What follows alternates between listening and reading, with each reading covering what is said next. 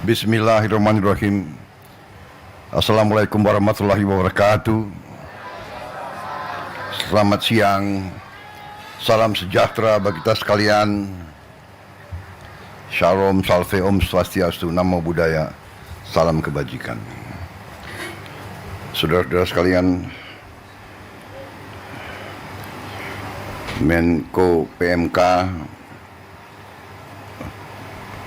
Menko Pembangunan Manusia dan Kebudayaan, Profesor Pratikno yang saya hormati, Menteri Pendidikan Dasar Menengah, Profesor Abdul Muti yang saya hormati, Kepala Staf Kepresidenan, Letnan Jenderal TNI Purnawirawan AM Putranto, Sekretaris Kabinet RI, Letnan Kolonel Infanteri Teddy Indra Wijaya yang saya hormati, Wakil Menteri Dalam Negeri Ibu Ripka Haluk yang saya hormati, Wakil Menteri DG Komunikasi dan Digitalisasi Saudara Angga Raka Prabowo, Ketua Komisi 10 DPR RI Saudari Hetifah Saifuddin, Wali Kota Bogor yang saya hormati Saudara Dedi Abdurrahim, Kepala Sekolah Dasar Negeri 5 Cimahpar, Kota Bogor, Jawa Barat, Saudari Titin Sutini, para guru dan tenaga pengajar, anak-anakku, para siswa-siswi dari seluruh Indonesia yang hadir langsung maupun melalui video conference. Saudara-saudara pers media, serta seluruh hadirin undangan yang saya hormati, dan saudara-saudaraku yang mengikuti acara ini dimanapun saudara berada. Tentunya sebagai insan yang bertakwa, marilah kita tidak henti-hentinya memanjatkan puji syukur kehadirat Allah SWT, Tuhan Maha Kuasa, Tuhan Maha Besar, yang memiliki sekalian alam, atas segala karunia, atas kesehatan yang masih diberikan kepada kita, sehingga kita dapat berkumpul hari ini untuk memperingati Hari Pendidikan Nasional 2025 pada tanggal 2 Mei saat ini. Kita mengerti semuanya bahwa pendidikan adalah jalan yang sangat menentukan bagi suatu kebangkitan,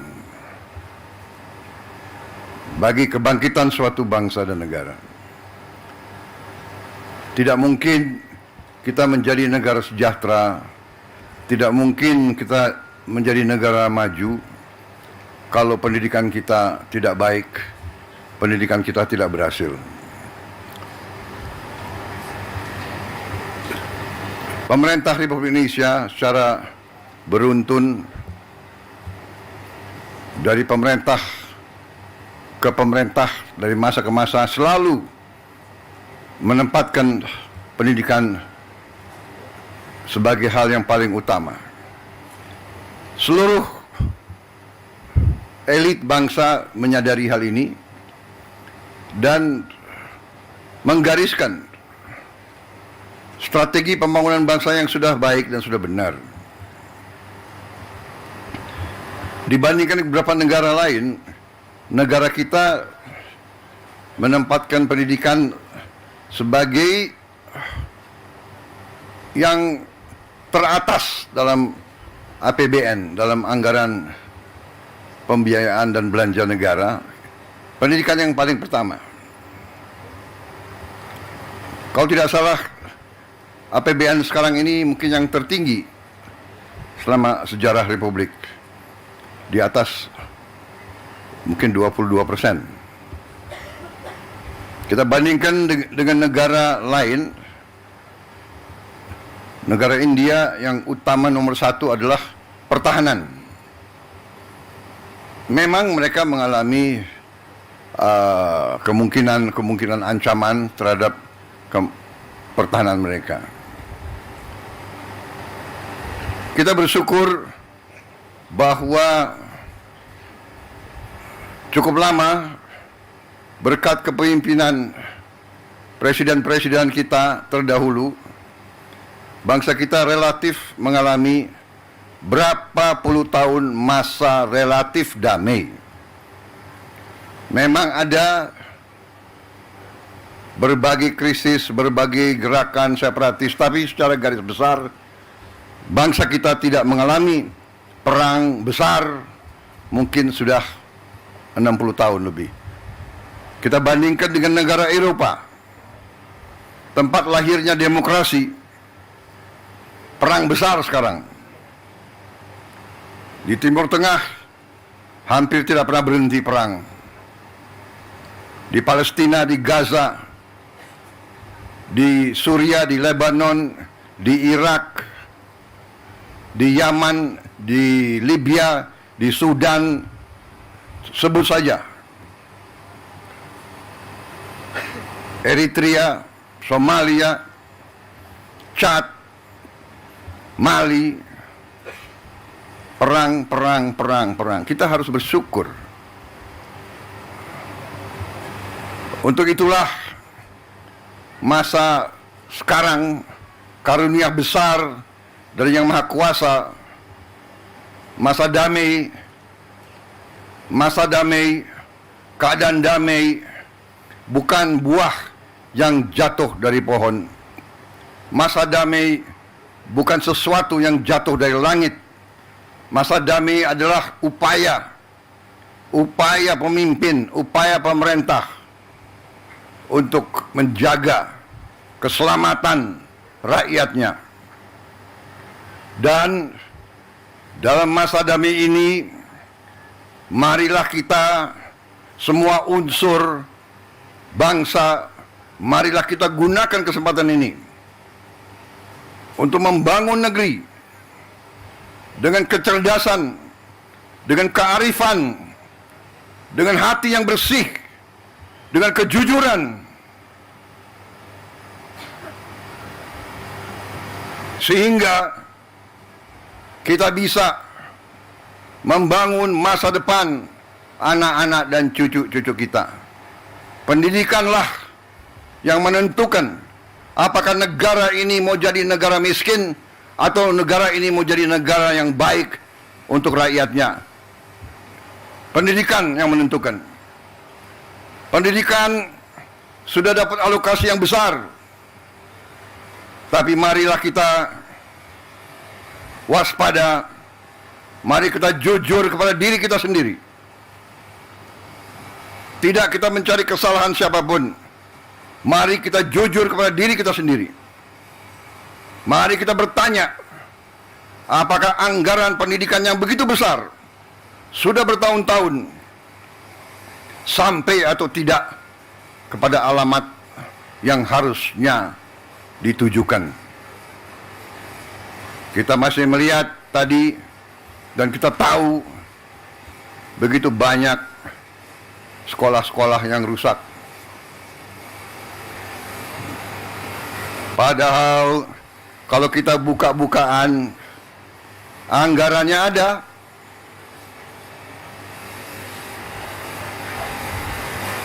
Bagaimana bisa satu sekolah toiletnya hanya satu, WC-nya satu, bagaimana bisa? Ini saya ingatkan tanggung jawab dari pemerintah daerah, tanggung jawab dari wali kota, bupati, gubernur, bersama-sama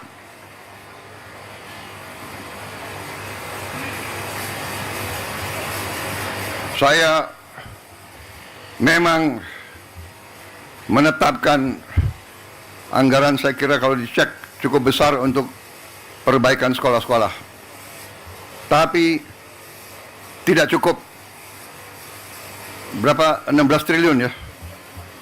16, hampir 17 triliun Tapi cukup hal ini untuk mungkin hanya 11.000 sekolah. Ya, 11.000 sekolah kira-kira. Ini tidak cukup. Sekolah seluruh Indonesia adalah 330.000 sekolah. Benar ya Pak Menteri? Yang sekolah negeri berapa Pak Menteri? Dari 330.000.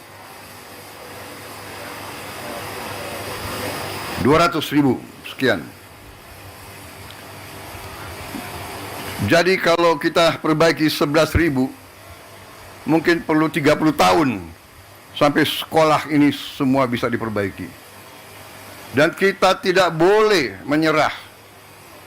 Tidak boleh kita 30 tahun memperbaiki sekolah-sekolah itu. Karena itulah saya bertekad melakukan penghematan terus-menerus. Kita harus memperbaiki sebanyak-banyak sekolah seluruh Indonesia dalam waktu secepat-cepatnya. Inilah yang saya sedang pikirkan terus bersama menteri-menteri saya. Terus-menerus saya memikirkan bagaimana kita cari uang. Bagaimana kita mengelola kekayaan kita. Karena terus terang saja, berkali-kali saya sampaikan, kekayaan bangsa Indonesia masih terlalu banyak yang bocor dan tidak sampai ke rakyat.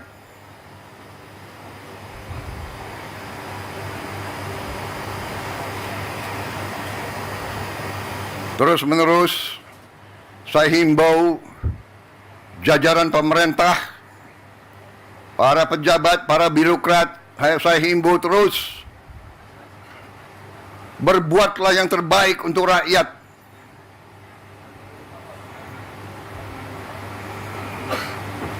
Para pejabat, para birokrat diangkat, dibiayai oleh negara, digaji oleh negara. Hendaknya anggaran untuk rakyat, anggaran untuk pelayanan rakyat, hendaknya jangan diselewengkan,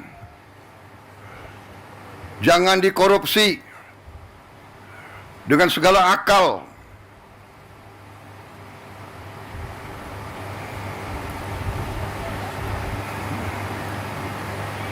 Saudara-saudara sekalian,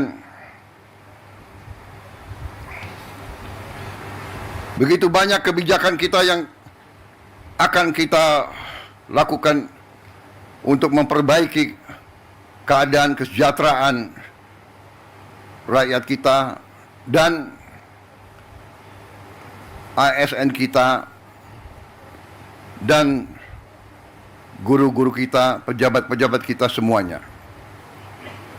Saya sedang merencanakan juga bagaimana menaikkan gaji para hakim kita, agar hakim kita nanti tidak bisa disogok, tidak bisa dibeli, sehingga hukum dilaksanakan dan ditegakkan dengan baik.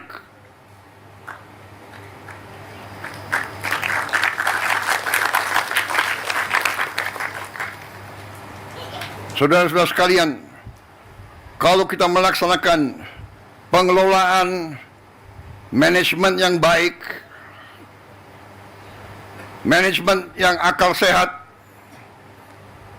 bahwa setiap dana akan dikelola dan digunakan sungguh-sungguh untuk kepentingan rakyat, saya berpikir kita bisa mempercepat perbaikan sendi-sendi kehidupan bangsa, antara lain memperbaiki semua sekolah-sekolah di seluruh Indonesia.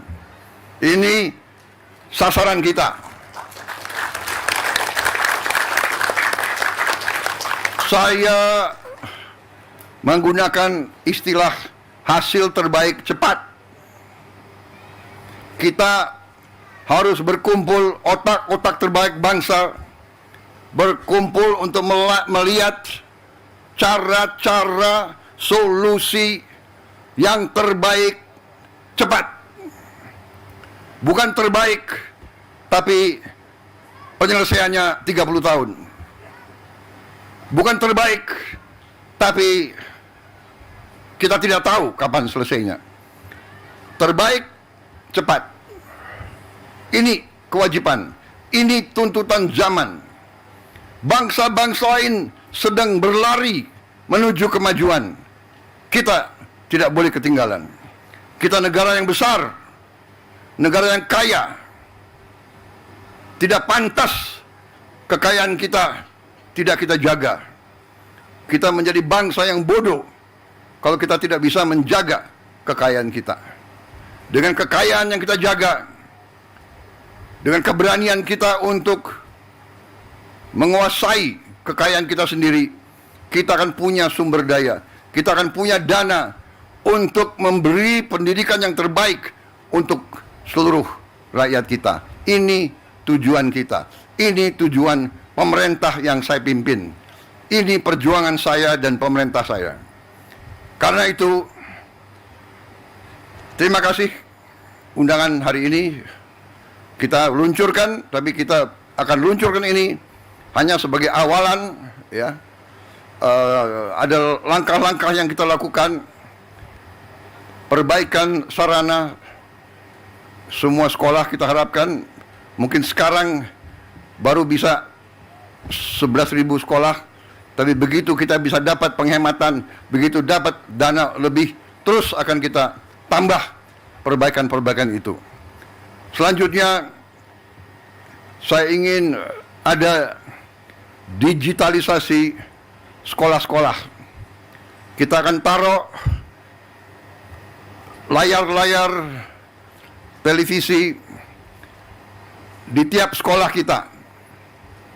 Di situ kita bisa memberi pelajaran-pelajaran yang terbaik, dan ini bisa bermanfaat untuk sekolah-sekolah, apalagi di daerah terpencil, daerah tertinggal, daerah terluar, ataupun di daerah-daerah kota dan sebagainya yang mengalami kesulitan mendapat bahan atau mendapat guru yang ahli di bidang-bidang tertentu. Nanti kita akan kumpulkan beberapa ratus guru terbaik, kita pusatkan di sebuah studio, dan dia akan ngajar ke seluruh sekolah di seluruh Indonesia. Ini membantu sekolah-sekolah, membantu guru-guru di semua sekolah-sekolah di seluruh Indonesia. Saudara-saudara, kita akan mulai, saya kira dalam waktu yang tidak terlalu lama. Saya berharap dalam 2 bulan sudah mulai sekolah-sekolah pertama menerima layar-layar televisi tersebut. Kita berharap, sasaran saya adalah dalam 1 tahun, pertengahan 2026, semua sekolah di Indonesia bisa mendapat layar televisi tersebut. Mudah-mudahan ini bisa tercapai.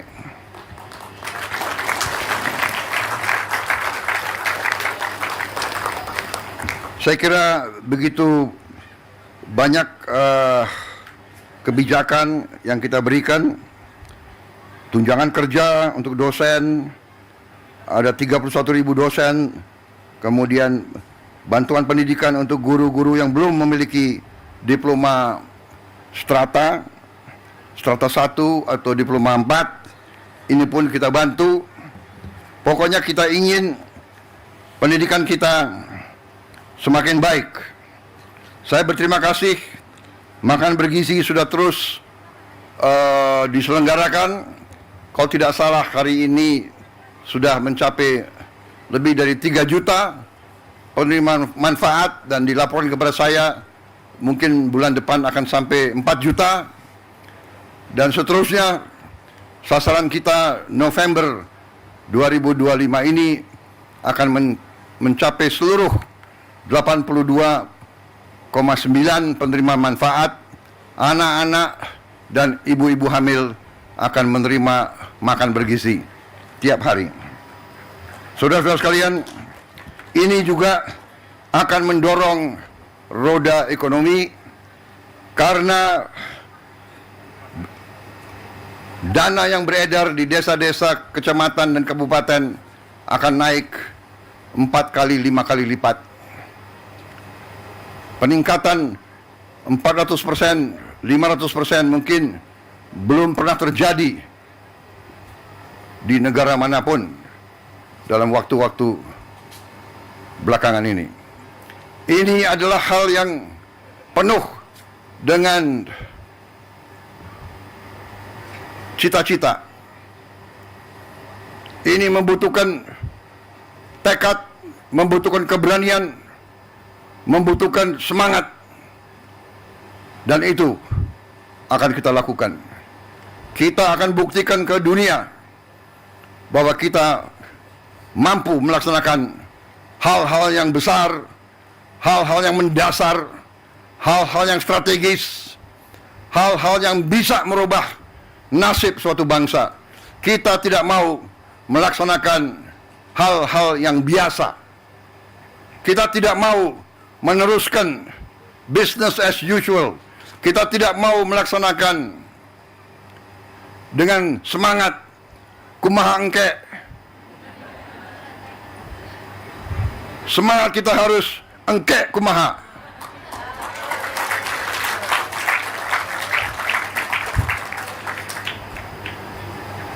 Hilangkan itu semangat kumaha engke wae,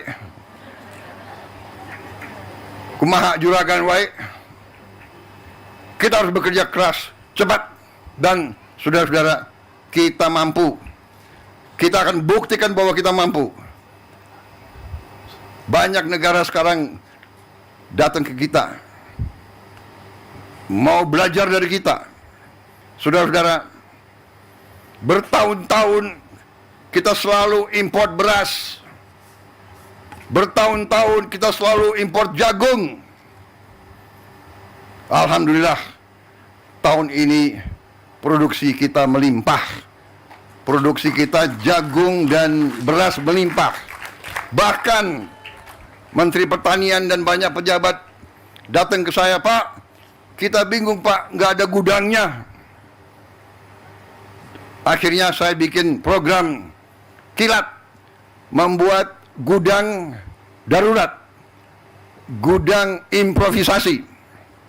Kita akan bangun 25.000 gudang improvisasi yang akan dibuat dari bahan-bahan yang lumayan, bisa bertahan 5-10 tahun. Sambil nanti gudang yang benar akan kita bangun di tiap desa. Dalam 3-4 bulan lagi kita akan mulai membangun gudang-gudang koperasi di 80.000 desa. Nanti tidak ada lagi panen yang tidak bisa disimpan dan dirawat. Tiap desa akan punya pendingin, cold storage. Panen nanti buah dan sayur akan bisa disimpan, tidak akan busuk, tidak akan rusak karena terlambat dikirim ke pasar. Tiap koperasi desa akan memiliki truk, minimal 80.000 truk, sehingga begitu panen bisa dikirim ke penggiling padi, bisa dikirim ke Bulog, bisa dikirim ke pasar. Dari kota bisa membawa bahan-bahan yang diperlukan oleh rakyat di desa-desa. Saudara-saudara sekalian, kita akan buat gerakan besar untuk merubah, untuk memperbaiki ekonomi Indonesia, untuk memperbaiki ekonomi rakyat, untuk memberi hasil terbaik cepat. Saudara-saudara sekalian, saya kira itu yang ingin saya sampaikan. Terima kasih. Keluarga besar pendidikan, terima kasih para guru seluruh Indonesia. Sungguh-sungguh para guru ini adalah memang pahlawan yang sering tanpa tanda jasa.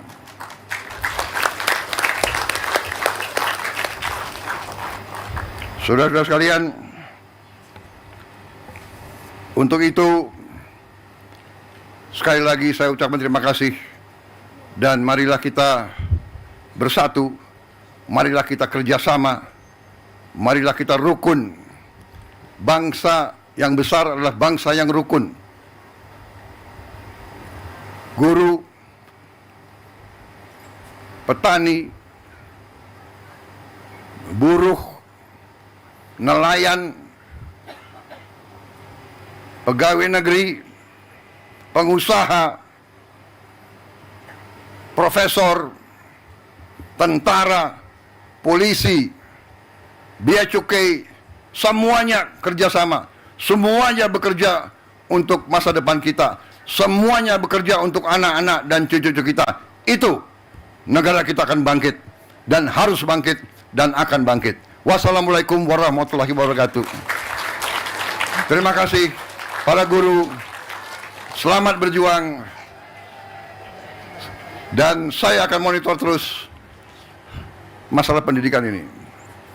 Saya kira kalau ditanya setiap undangan ke sekolah, setiap undangan ke kampus, setiap undangan lembaga pendidikan, setiap undangan yang berurusan dengan pendidikan, itu saya prioritaskan. Dan rapat-rapat saya selalu memikirkan bagaimana mencari uang untuk memperbaiki pendidikan kita.